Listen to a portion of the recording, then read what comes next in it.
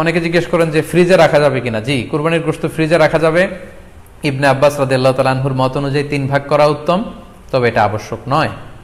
আপনি 1 ভাগ নিজে খাবেন, 1 ভাগ আত্মীয় স্বজন প্রতিবেশীদের দিবেন, আরেক ভাগ গরিব দুঃখীদের মাঝে বন্টন করে দিবেন, এটা উত্তম, কিন্তু এটা আবশ্যক নয়। পুরো গোশত যদি আপনার লেগে যায় আপনি ভোগ করতে পারেন, আর যদি আপনার কাছে অতিরিক্ত গোশত থাকে এটা আপনি আত্মীয়দের দান করুন, গরিব আত্মীয়দের আপনি উপহার দিন, গরিব মিসকিনদের সুবিধা বঞ্চিত মানুষদেরকে আপনি এগুলো দান করুন। কারণ সূরাতুল হজ্জের 28 নম্বর আয়াতে আল্লাহ তাআলা বলেছেন ফাকুলু মিনহা ওয়া আত'ইমুল বাঈসাল ফাকির, তোমরা কুরবানির এই গোশত নিজেরাও খাও এবং অভাবী লোকদেরকে দাও। এবং সহিহ বুখারীতে আল্লাহ রাসূল সাল্লাল্লাহু আলাইহি ওয়াসাল্লামের একটি বর্ণনা, আল্লাহ রাসূল সাল্লাল্লাহু আলাইহি ওয়াসাল্লাম বলেছেন কুলু ওয়া আত'ইমু ওয়াদাখিরু, অর্থাৎ কুরবানির গোশত তোমরা খাও, ওয়া আত'ইমু মানে অন্যদের খাওয়াও, ওয়াদাখিরু এবং তোমরা এটাকে প্রিজার্ভ করে রাখো বা জমা করেও রাখতে পারো। অর্থাৎ আপনি চাইলে ফ্রিজে রাখতে পারবেন, আপনি পরবর্তীতে খেতে চাচ্ছেন আপনি রাখতে পারবেন ইনশাআল্লাহ। সো উত্তম হচ্ছে 3 ভাগ করে 1 ভাগ নিজে খাওয়া, 1 ভাগ আত্মীয় স্বজনদের প্রতিবেশীদের দেয়া এবং 1 ভাগ অভাবী সুবিধা বঞ্চিত গরিব মিসকিনদের মাঝে বন্টন করে দেয়া। এবং অবশ্যই অবশ্যই যাদের সামর্থ্য আছে আপনারা বেশি বেশি কুরবানি করুন, এবং এই কুরবানির মধ্য দিয়ে আমরা অনেক অনেক প্রান্তিক জনগোষ্ঠী, সুবিধা বঞ্চিত মানুষ, তাদের কাছে আমাদের সহায়তাগুলো পৌঁছে দিতে পারবো। প্রথম যে রিমাইন্ডারটি আপনাদের সাথে আমি শেয়ার করতে চাই সেটি হচ্ছে, সম্মানিত সুধী, আমরা অনেকেই বাজার থেকে পশু আনার সময় বা কুরবানি করার সময় পশুর সাথে অনেক বেশি অমানবিক আচরণ করি। এতে করে কিন্তু আপনার কুরবানিটা, পুরো কুরবানির প্রক্রিয়াটাই প্রশ্নবিদ্ধ হয়ে যেতে পারে। তাই আজকের লাইভের মধ্য দিয়ে যারাই আপনারা যুক্ত হয়েছেন আমি সবাইকে বলছি আমরা যাতে পশুর সাথে মানবিক আচরণ করি, কুরবানির পশুর সাথে এমন কোনো আচরণ যাতে না করি যাতে ওর কষ্ট না হয়, আমরা যেন এটা খেয়াল রাখি। বিশেষ করে জবাই করার আগে পশুকে ভালোভাবে রশি দিয়ে বেঁধে নেয়া এবং ছুরিটা, যেই ছুরি দিয়ে জবাই করা হবে সেটা খুব ধারালো থাকা। আল্লাহ রাসূল সাল্লাল্লাহু আলাইহি ওয়াসাল্লাম কিন্তু এই দিক নির্দেশনা আমাদেরকে দিয়েছেন। সুবহানাল্লাহ, ইসলাম যে কতটা চেক অ্যান্ড ব্যালেন্স, কতটা ভারসাম্যপূর্ণ জীবন বিধান। আল্লাহ রাসূল সাল্লাল্লাহু আলাইহি ওয়াসাল্লাম সহিহ মুসলিমের বর্ণনায় তিনি বলছেন ইযা যাবাহতুম ফাআহসিনুয যিবহা, তোমরা যখন জবাই করবে সেখানেও তোমরা ইহসান করো। কেননা আল্লাহ তাআলা সব জায়গায় ইহসানকে অবধারিত করেছেন। আমরা জীবনে যাই করব না কেন সেটা ইহসানের সাথে করতে হবে।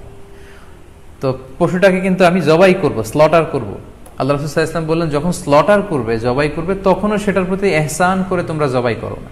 ওয়া ইযা যাবাহতুম ফাআহসিনুয যিবহা, সেক্ষেত্রেও তোমরা সফট হার্টেড হও, সেটাকে ইহসানের সাথে জবাই করো। কিভাবে ইহসানের সাথে জবাই করবে? ওয়ালিউহিদ্দা আহাদুকুম শাফরাতাহু ওয়ালিউরিহ যাবিহাতাহু, তোমরা তোমাদের ছুরিটা খুব বেশি করে ধারালো করে নাও, যাতে করে খুব স্মুথলি স্লটারিংটা হয়ে যায়, খুব স্মুথলি কুরবানিটা তাড়াতাড়ি হয়ে যায়, যাতে প্রাণীটার কষ্ট না হয়। আমরা প্রায়ই আমাদের ব্যাখেয়ালে বা অবহেলাবশত কুরবানির পশু ট্রাক থেকে নামানো, হাট থেকে নিয়ে আসা, এমনভাবে আমরা কুরবানির পশুর সাথে ট্রিট করি, এতে করে কিন্তু অনেক অমানবিক আচরণ আমাদের দ্বারা প্রকাশ পেয়ে যায়। সো আমরা যদিও এটাকে জবাই করব, আমরা যেন ইহসানের সাথে জবাই করি, এই বিষয়টা যেন আমরা খেয়াল রাখি। এটা হচ্ছে প্রথম রিমাইন্ডার। দ্বিতীয় রিমাইন্ডার হচ্ছে, আমাদের দেশে প্রায় এটা ঘটে, জবাই করার পরে অনেক কসাইরা তাড়াতাড়ি এই পশুটার দেহ থেকে প্রাণ বের হয়ে যাওয়ার জন্য ছোট ছুরি দিয়ে জবাই করা প্রাণীটার গলার মধ্যে খোঁচা মারতে থাকে, গলায় বারবার খোঁচা মারতে থাকে। এটা কিন্তু ঠিক না। স্পাইনাল কর্ডে যদি আপনি জবাই করার পরে বারবার খোঁচা মারেন তাহলে কিন্তু এই প্রাণীটার অপমৃত্যু হতে পারে, অর্থাৎ এটা স্বাভাবিক কোনো মৃত্যু নয়। স্বাভাবিক মৃত্যু হচ্ছে জবাই করে দেয়া, এবং ইসলাম এটাকে আমাদের জন্য বৈধ করেছেন। আমরা জানি যে পাশ্চাত্যে গরুর মাথায় বুলেট মারা হয়, অথবা ইলেকট্রিক্যাল শক দিয়ে ওটাকে হত্যা করা হয়, অথবা ভারী কোনো লোহার হাতুড়ি দিয়ে গরুর মাথায় আঘাত করে সেটাকে মারা হয়, কিন্তু ইসলাম এগুলোকে নিষেধ করেছে। ইসলামের বিধান হচ্ছে স্লটারিং করা, আপনি জবাই করে দিবেন।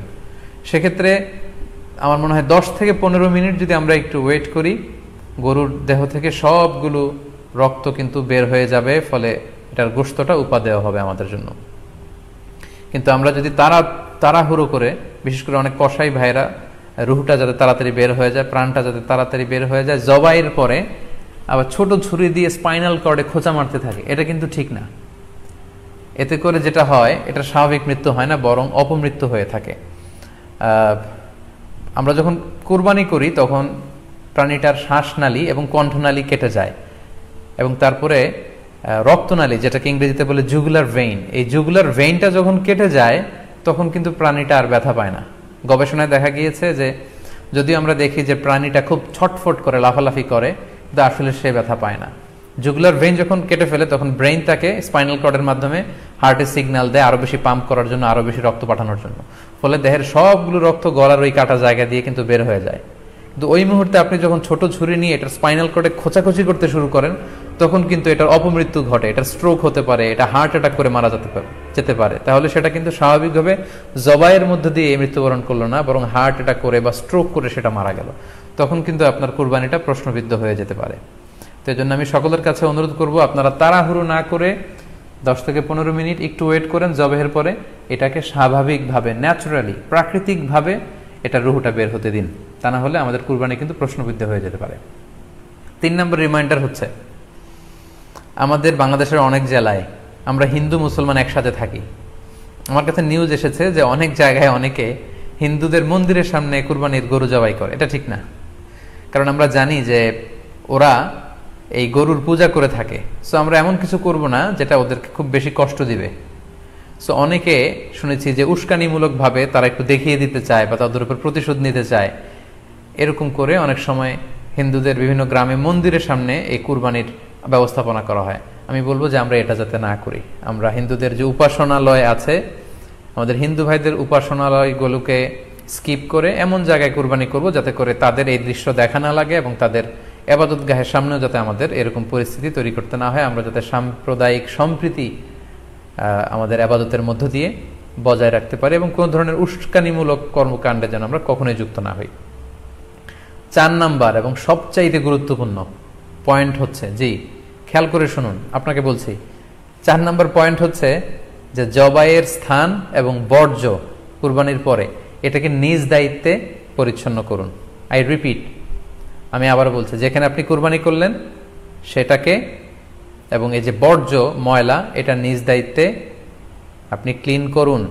সিটি কর্পোরেশনের ভাইয়েরা সরকারি তত্ত্বাবধানে সারা বাংলাদেশের এই সব বর্জ্য আসলে পরিষ্কার করা সম্ভব না। জরিপে এসেছে যে 50 লক্ষ গরু জবাই করা হয় প্রত্যেকটা কুরবানির ঈদে। তো সেক্ষেত্রে আমাদেরকে দায়িত্বশীল হতে হবে। কুল্লুকুম রাঈন ওয়া কুল্লুকুম মাসউলুন আন রাইয়াতিহি। আল্লাহ রাসূল সাল্লাল্লাহু আলাইহি ওয়াসাল্লাম বলেছেন, তোমরা প্রত্যেকে দায়িত্বশীল, আর তোমাদের প্রত্যেকের দায়িত্বের ব্যাপারে কিয়ামতের ময়দানে আল্লাহ তাআলা কিন্তু তোমাদেরকে জিজ্ঞেস করবে। তাই আমরা যেন নিজ দায়িত্বে এই কুরবানির করার স্থান এবং বর্জ্য যেন পরিষ্কার করি।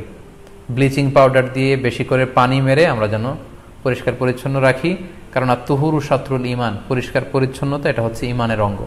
এই বিষয়টা জানে আমরা খুব গুরুত্বের সাথে নেই এবং নিজ নিজ কুরবানি আমরা যেখানে দিলাম সেই জায়গাটা যেন আমরা পরিষ্কার করি। বিশেষ করে বিভিন্ন সংস্থা যারা অনেক অনেক কুরবানি করবেন, ভলান্টিয়ারলি বিভিন্ন কুরবানি করে কুরবানির গোশত বিতরণ করবেন, আপনারা এরকম ভলান্টিয়ারলি ক্লিনলিনেস ক্যাম্পেইন করতে হবে যাতে কোনো ধরনের রক্ত, ময়লা, বর্জ্য, আবর্জনা না থাকে। এই ব্যাপারটাকে যেন আমরা খেয়াল রাখি। সর্বশেষ হচ্ছে, সম্মানিত সুধী, আপনাদের সবাইকে আবারও শুকরিয়া জানাই। দীর্ঘ সময় নিয়ে আপনারা আমাদের লাইভ প্রোগ্রামটিতে জয়েন করেছেন। এখনও দেখা যাচ্ছে প্রায় 22,700 দিনী ভাই বোন আমাদের লাইভটি শুনছেন। আপনাদের সবাইকে আবারও আন্তরিক শুভেচ্ছা এবং অভিনন্দন। আমরা কামনা করি যে আল্লাহ তাআলার কাছে আমরা ফরিয়াদ করি জিলহজ মাসের প্রথম 10 দিনের যে বারাকা, রাহমা, আমরা যেন নফল আবাদত করে করে বেশি বেশি তাকবীর, তাহলিল দিয়ে এই দিনগুলো যেন মুখরিত রাখতে পারি, বেশি বেশি নফল আবাদত করতে পারি, নফল রোজা রাখতে পারি। বিশেষ করে অবশ্যই আরাফার দিনের রোজা যাতে আমরা মিস না করি। এবং যদিও করোনা পরিস্থিতির মধ্যে দিয়ে আমরা সবাই আতঙ্কিত, তারপরেও গোটা মুসলিম উম্মার জন্য আমরা দোয়া করি যে এই ঈদ উল আজহার উৎসব যাতে আমরা ভাব গাম্ভীর্যের সাথে আবাদতের মধ্য দিয়ে, আনন্দ উৎসবের মধ্য দিয়ে পালন করতে পারি। আপনাদের সবার জন্য আমি দোয়া করছি। আমি নিজেও আপনাদের সবার কাছে দোয়া চাই।